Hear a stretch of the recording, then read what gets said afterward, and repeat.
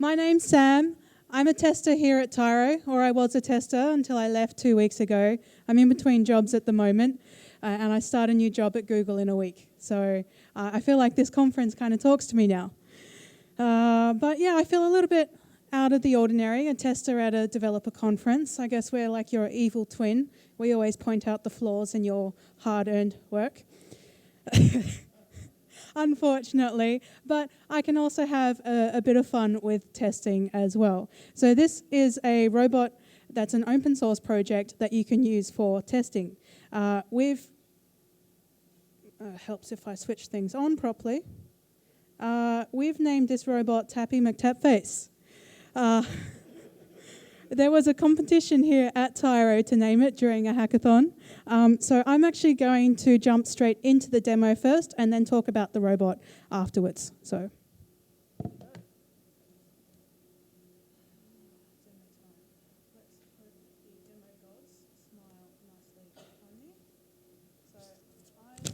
going to also set it up on the screen for you to see more so.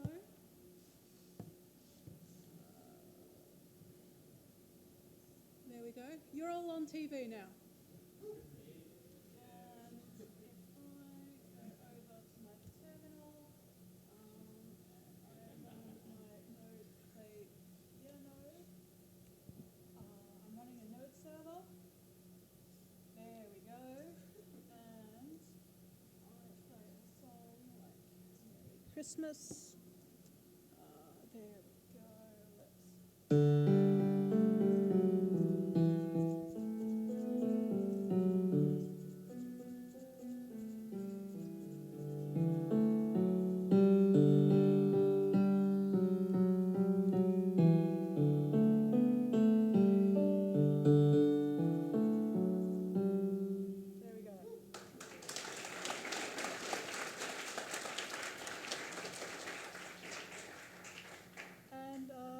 Let's. Just some more music here.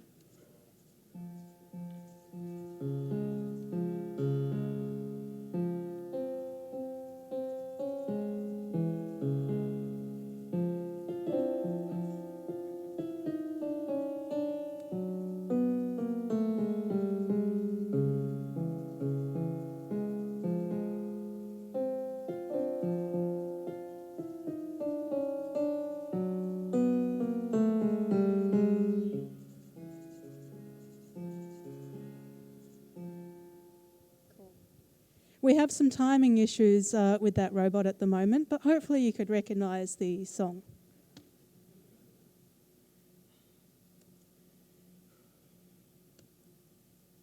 Now back to my slides.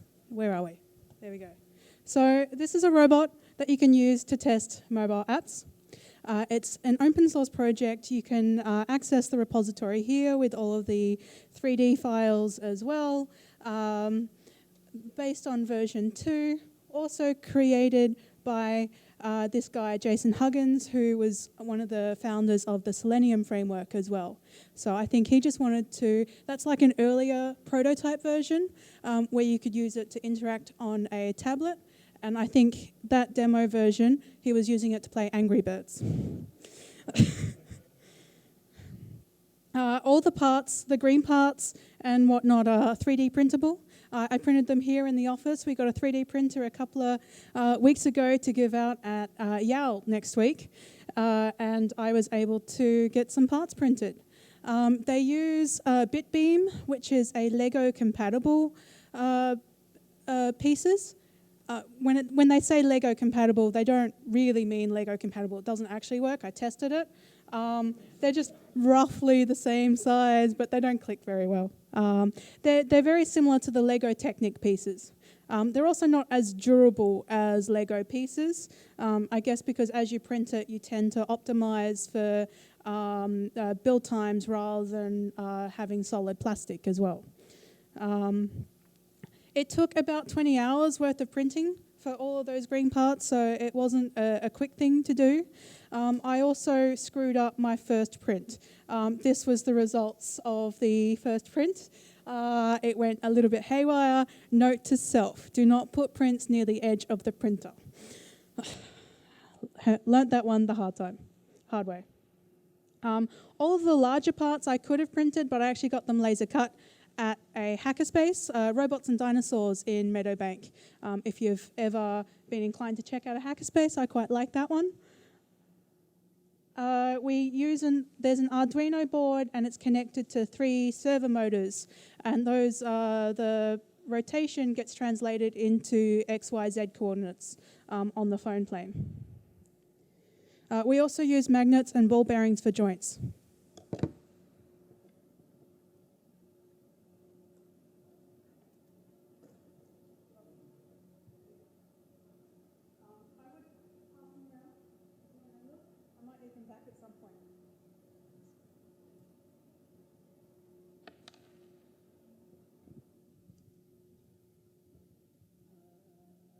This way, not this way, this way.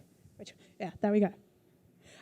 It took actually about 2 days to build once I had all the parts printed. So I spent a day in the hackerspace assembling a lot of the parts, and then maybe about 2 afternoons as well after work. So it didn't actually take that long to build once I found the instructions. It cost about $300 in parts. I was following the recipe, so I was ordering from American sites, and the postage was a lot more expensive. I think if I had found Australian dealers, it would be a lot cheaper, maybe around the $200, $250 mark. But I've spent more on Lego robots before, so I guess it's not that bad. We also hacked that play piano music in about a 1.5 day hackathon. The hackathon was a Christmas-themed one 2 weeks ago here at Tyro. So that's why we've got Rudolph with his red nose LED playing in time to the music, because it was a bit of a nice Christmas touch. But to extend the Christmas theme we had this morning. It runs on the Arduino, you run Fermata. Now, Fermata is a protocol to control microcontrollers from another computer. So we're actually running the code from our local machine, and there's a protocol that translates it into Arduino code. I'm also running a Node JavaScript server, and you saw the Play Piano was a JavaScript class we have. I have that JavaScript class on my GitHub repository as well, if you want to have a play around with it. Also, we use the Johnny 5 API, which is a JavaScript for Internet of Things. It doesn't have the full suite of JavaScript available at your disposal. Oh, I'm losing stuff.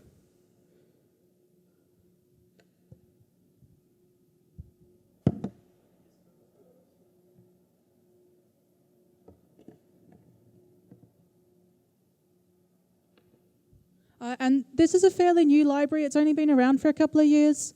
But also the Tapster robot, I think, has only been on GitHub for a couple of years as well. So it's all fairly new and experimental. But it was a lot of fun to build.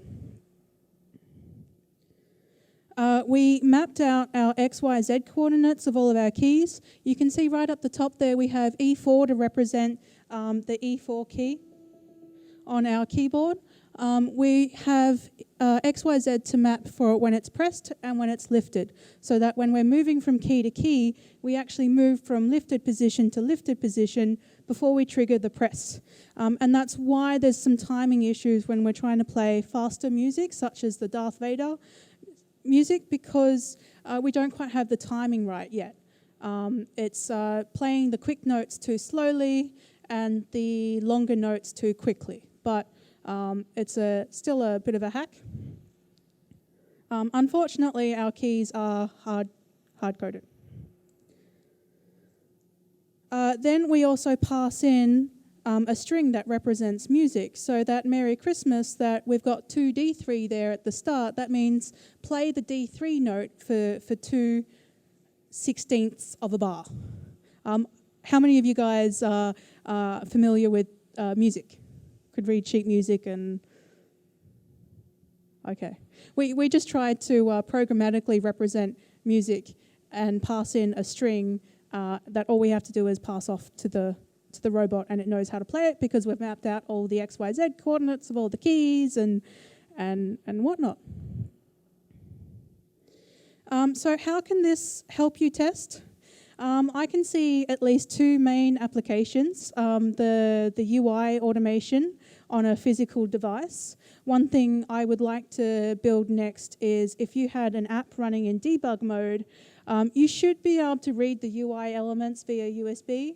If you had some sort of layer that converted them to XYZ coordinates, then you could translate them to the app. I haven't built that part yet. I don't know how hard it would be, but it doesn't sound that hard, right? But that's what most tech, it always sounds easier than when you actually get to do it. I think also if you wanted to do extended performance testing or load testing on a real device, you could set this up to be clicking the same button over and over and over again for hours at a time. Actually, I noticed with this app, it's a keyboard app, because it's a free app, when we were using it for our testing during the hackathon, we would miss keys a lot of the time, especially if we had it running for like an hour or two. So I found a performance issue in this app, but because it's free, you kind of expect some bugs, I guess. I think someone was telling me one of the ideas they had for this robot, potential applications, is Snapchat doesn't allow you to line up chats. It doesn't allow you to post them at a different time. With this robot, you might be able to do that. You might be able to set it up so you could post your Snapchats at 1 a.m. or 5 a.m. or tweet when you're asleep. Are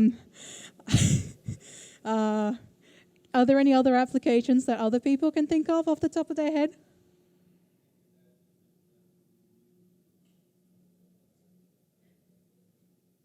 Sorry, could you please a bit louder?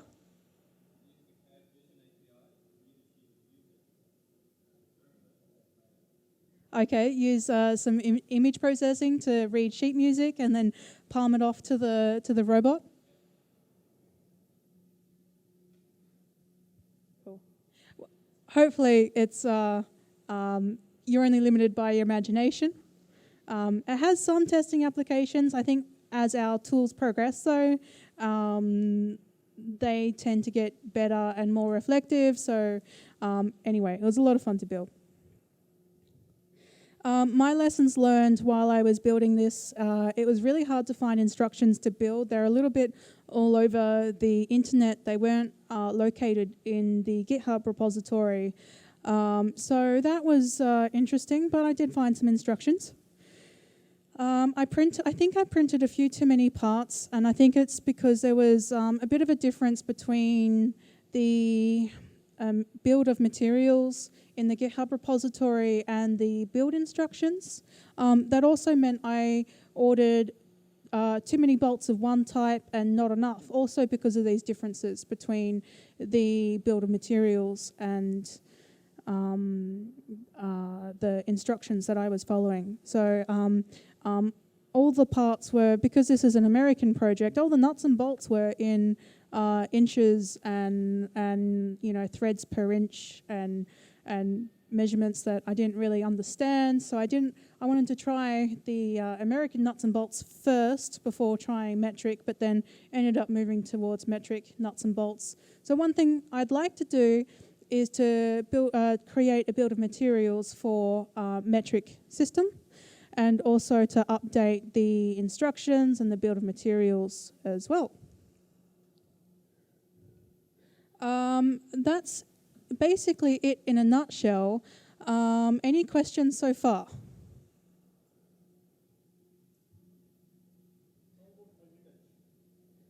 How about multi-touch? I was actually just thinking that this morning, that at the moment it doesn't support multi-touch. You'd have to rejiggy the design a little bit, because where the stylus is being held at the moment, if you had two styluses right there, they wouldn't be able to really touch close together. So the pinch and zoom might be a bit challenging to do as well. But I guess with a bit of time, you could probably figure something out. At the moment, it's just a single touch.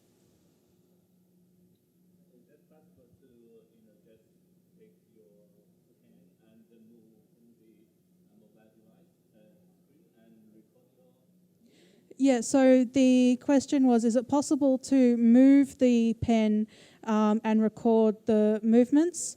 With the current JavaScript, it's not, but one of the things I wanted to experiment with was if we disabled the motors, because right now they're locked into position. So if we disabled them and allowed you could record the rotation from each motor as you moved it around. It's possible because I've seen that with like now robots and whatnot. But in the current source code, it's not supported. Yeah. Yeah, it would be much easier to do the testing. One of the things I found with the JavaScript is that it makes debugging hardware a bit easier as well. There was this go function that allows you to go to XYZ coordinates, and by getting the XYZ coordinates of a couple of keys, you could see the delta or the difference between the keys, and then you could use that to map out all the other coordinates. So that actually wasn't that hard. I thought we would spend a lot more time doing config and calibration.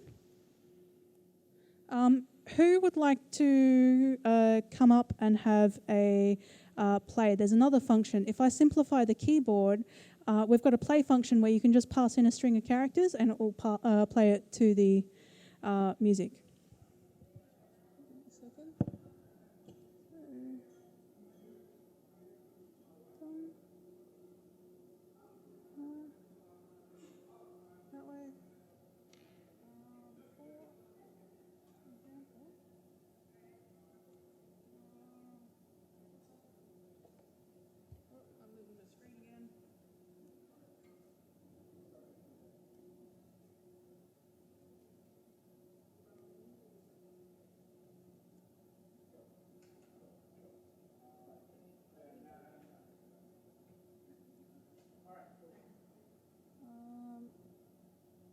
So we have C, D, D. So this one here will play C for one note, D for two notes, and E for four notes.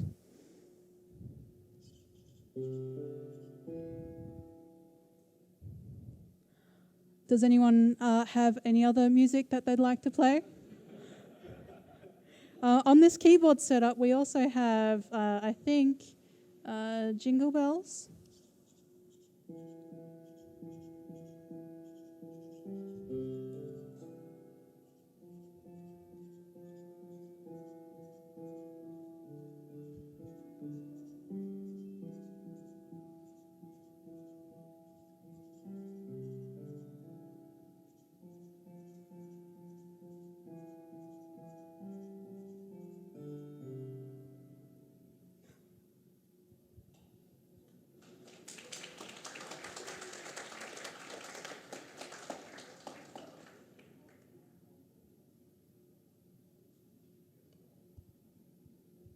And I just noticed we're about 17 minutes in, so we've got plenty of time left.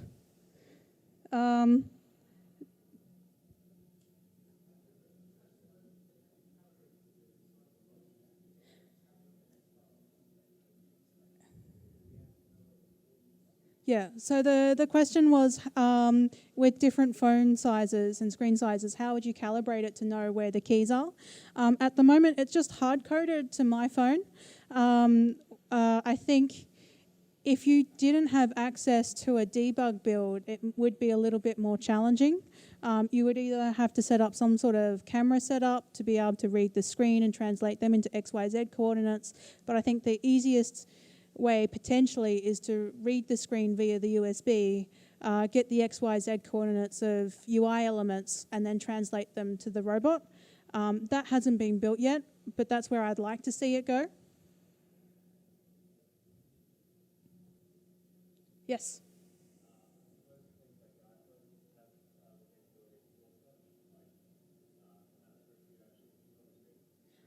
So the question was, with the iPhone, does it support the pressure touch?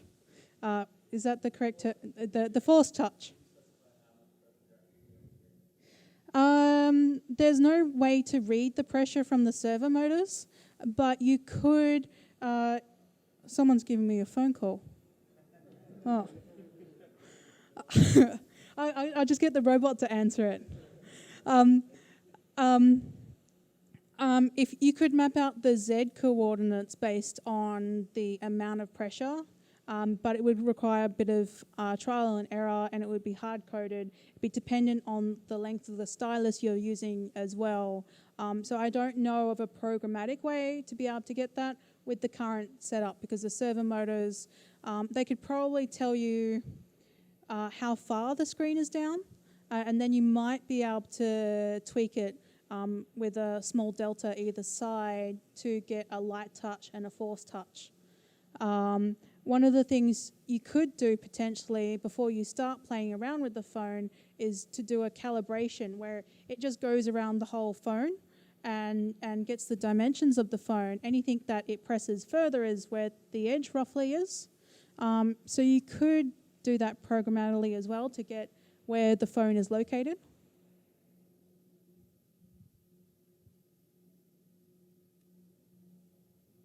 There we in the sorry. Yeah. Would everything be compatible if you wanted to port that onto a Pi? If you ported that to a Pi, I can't see why not, because we're just it really depends how you get JavaScript talking to Pi, but because Johnny 5 already talks to a Raspberry Pi, as well as Arduino, it shouldn't be that hard. And second question, is there anything to stop you running Node directly on the Arduino board? On this Arduino, you can't run Node directly, but there is another Arduino board, or not Arduino board, but there is another board that's kind of in between Arduino and Raspberry Pi that runs JavaScript natively. Thanks. Brilliant talk, by the way. Thanks. Firstly, awesome talk. Congrats. And my question is more around John 5 thing. And what's the next step in that? Did you add unit tests in that? Or are you thinking improve your code? What are you thinking about that? What do I think about Johnny 5 and unit testing and potentially next steps? For your application? I would like to see just a translation layer in between running UI tests from a machine to the robot. I think the tools, while we're developing for unit testing, I don't see this replacing that at any point, because I think the tools we've been using for unit testing have developed, they're kind of mature-ish now. The developers on my old team were always of the mantra that unit tests should be quick to build, quick to execute. If you abstract your code in such a way that you can execute your unit tests separate from the UI, then that makes them faster. You could use this for unit testing, but it would be very slow, and I would say because you've got added hardware as well, it's prone to more error over time. I mean, like, we know that UI tests are flaky generally because things are always changing. With a robot, it would introduce even more flakiness and false positives. So I don't actually see it being used for that. Does that help? Yeah, a lot. Thanks.